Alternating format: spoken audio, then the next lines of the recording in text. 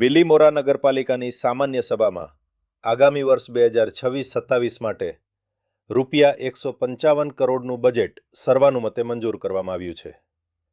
પાલિકા પ્રમુખ મનીષભાઈ પટેલની અધ્યક્ષતામાં મળેલી આ સભામાં ચીફ ઓફિસરની સૂચક ગેરહાજરી વચ્ચે ₹5 કરોડની પુરાંતવાળું અંદાજપત્ર રજૂ કરાયું હતું.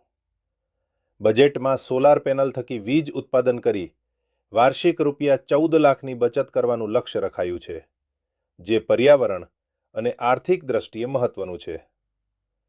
શહેરના માળખાગત વિકાસ માટે 18 કરોડ રૂપિયાના ખર્ચે ચીમોડિયા નાકા ફાટક, રિંગ રોડ એપ્રોચ અને વાગરેચ ઓવરબ્રિજ લંબાવવા જેવા મહત્વાકાંક્ષી પ્રોજેક્ટ્સ જાહેર કરાયા છે.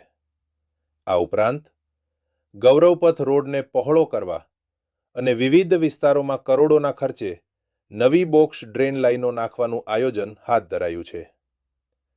વર્ષોથી અટવાયેલા ચીમોડિયા નાકા કેબિન ધારકોના ભાડાના વિવાદનું સુખદ સમાધાન કરી પાલિકાની આવકમાં વધારો કરવામાં આવ્યો છે.